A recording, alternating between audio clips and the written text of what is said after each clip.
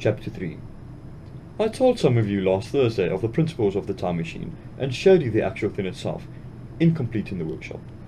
There it is now, a little travel-worn, truly, and one of the ivory bars is cracked. A brass rail is bent as well, but the rest of it sound enough. I expected to have it finished on Friday, but on Friday, when putting the thing together, I found that one of the nickel bars was exactly 1 inch too short, and this I had to get remade, so that one thing was not complete until this morning. It was at 10 o'clock today that the first of all time machines began its career. I gave it a last tap, tried all the screws again, put one more drop of oil in the quartz rod, and sat myself in the saddle. I suppose a suicide who holds a pistol to his skull feels much the same wonder at what will come next as I felt then. I took the starting lever in one hand, and stopping the one in the other, pressed the first, and almost immediately the second. I seemed to reel. I felt a nightmare sensation of falling, and looking round I saw the laboratory exactly as before. Had anything happened? For a moment I suspected my intellect had tricked me. Then I noted the clock. A moment for, as it had seemed, it had stood at a minute or so past 10. Now it was 3:30. I drew a breath, set my teeth, gripped the starting lever with both hands, and went off with a thud. The laboratory got hazy and went dark. Mrs. Watchett came in and walked, apparently without seeing me, towards the garden door. I suppose it took her a minute or so to traverse the place, but to me she seemed to shoot across the room like a rocket. I pressed the lever over to its extreme position, and the night came like the turning of a lamp, and in another moment came tomorrow. The laboratory grew faint and hazy, then fainter and ever fainter. Tomorrow night came black, and then day again, night again, day again, faster, faster still. An Indian murmur filled my ears. A strange, dumbed confusedness descended upon my mind. I'm afraid I cannot convey the peculiar sensations of time travelling. They are excessively unpleasant. There is a feeling exactly that one has come upon a switchback of a helpless, headlong motion. I felt the same horrible anticipation too of an imminent smash. As I put on pace, night followed day like the flapping of a black wing. The dim suggestion of a laboratory seemed presently to fall away from me, and I saw the sun hopping swiftly across the sky, leaping it every minute, and every minute marking a day. I supposed the laboratory had been destroyed and I had come into the open air. I had a dim impression of scaffolding, but I was already going quite too fast to be conscious of any moving things. The slowest snail that ever crawled dashed by too fast for me, the twinkling succession of darkness and light excessively painful to the eye. Then in the intermittent darkness I saw the moon spinning swiftly through her quarters from full to new, and had a faint glimpse of the circling stars. Presently, as I went on, still gaining velocity, the palpitation of night and day merged into one continuous greyness. The sky took on a wondrous deepness of blue, a splendid luminous colour like that of early twilight. The jerking sun became a streak of fire, the brilliant arch in space, the moon a fainter fluctuating band, and I could see nothing of the stars, save now and then a brighter circle flickering in the blue. The landscape was misty and vague. I was still on the hillside upon which this house now stands, and the shoulder rose above my garden, grey and dim. I saw trees growing and changing like puffs of vapour, now brown, now green. They grew, spread and shivered and passed away. I saw huge buildings rise up faint and fair, and pass like dreams. The whole surface of the earth seemed to change, melting and flowing under my eyes. The little hands upon the dials that registered my speed raced around faster and faster.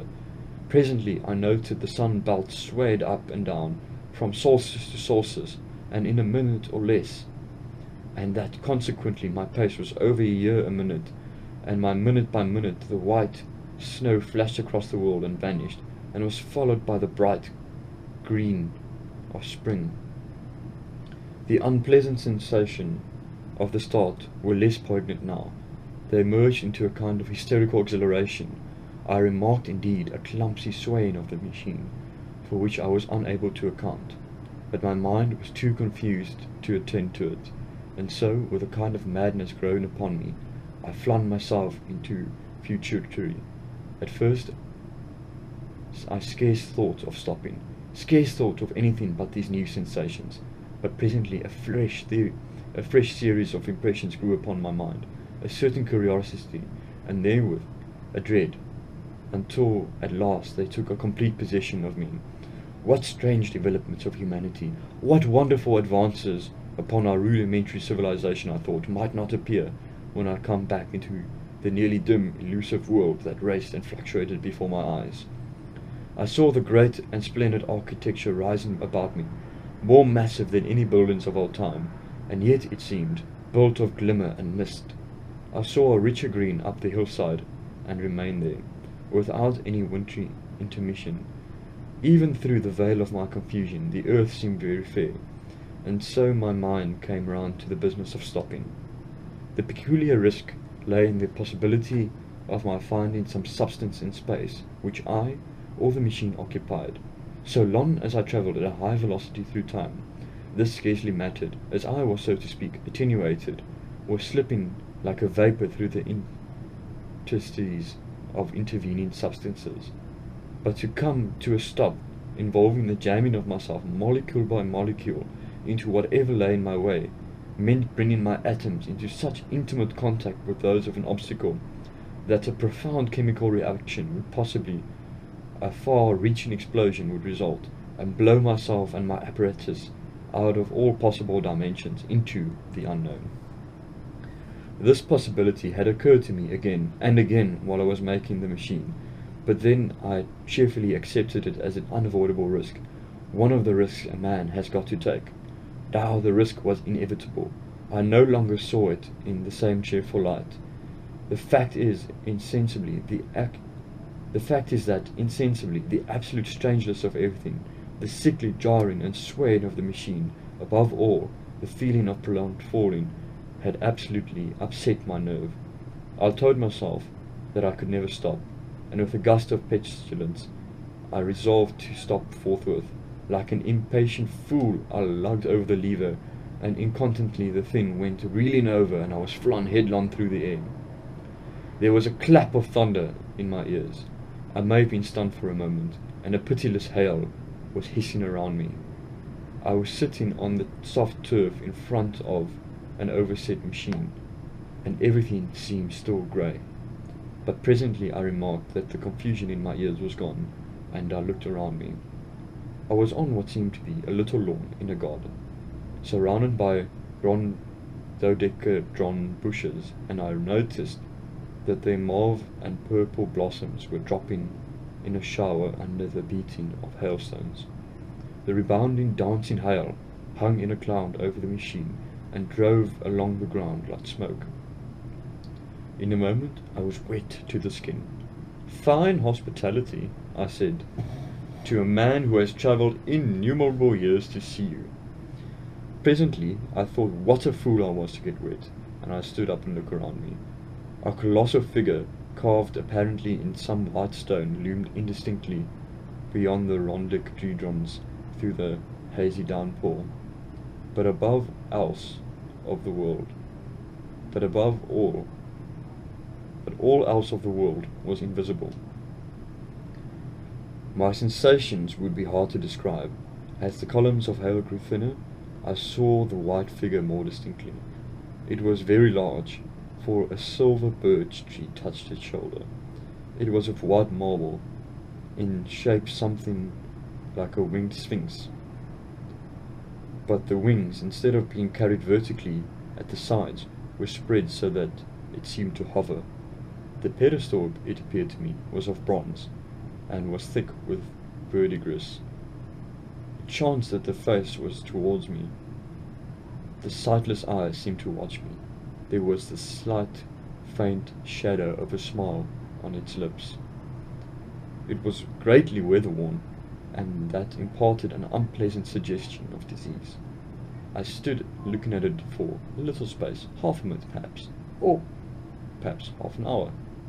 It seemed to advance and to recede, and the hail drove it before, denser or thinner. And at last I tore my eyes from it for a moment, and saw that the hail curtain had worn threadbare, and that the sky was lightening with the promise of the sun. I looked up at the crouching white space, and was full of timidity of my voyage, and came suddenly upon me. What might appear when that hazy curtain was altogether withdrawn? What might not have happened to men? What if cruelty had grown into common passion? What if, in this interval, the race had somehow lost its manliness and developed into something inhuman, unsympathetic, and overwhelmingly powerful? I might seem some old-world savage animal, only the more dreadful and disgusting for our common likeness, a foul creature to be incontinently slain. Already I saw other vast shapes, huge buildings with intricate parapets, and tall columns with a wooden hillside dimly creeping in upon me through the lessening storm. I was seized with a panic fear. I turned to the machine frantically and strove hard to readjust it. As I did so, the shafts of the sun smote through the thunderclouds.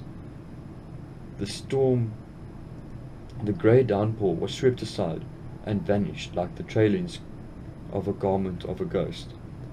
Above me, in the intense blue of the summer sky, some faint brown chariots of clouds whirled into nothingness. The great buildings about me stood out clear and distinct, shining with the wet of a thunderstorm, and picked out in the white by the unmelted hailstones piled along their courses. I felt naked in a strange world.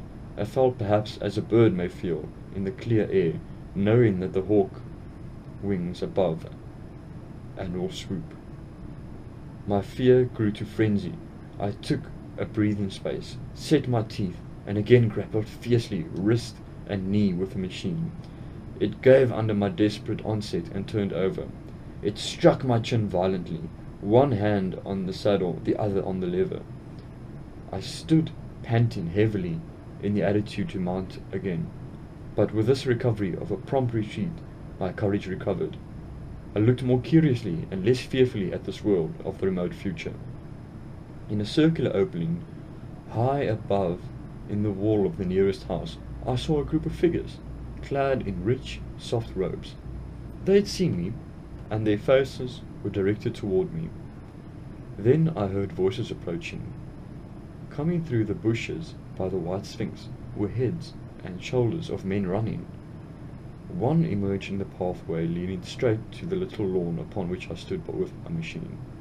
He was a slight creature, perhaps 4 feet high, clad in a purple tunic, girdled at the waist with a leather belt, sandaled or buskins. I could not clearly distinguish which were on his feet, and his legs were bare to the knees. His head was bare as well. Noticing that, I noticed for the first time how warm the air was. He struck me as being a very beautiful and graceful creature, but indescribably frail. His face was flushed and reminded me of the more beautiful kind of consumptive, that hectic beauty of which we used to hear so much of. At the sight of him, I suddenly regained my confidence, and I took my hands from the machine.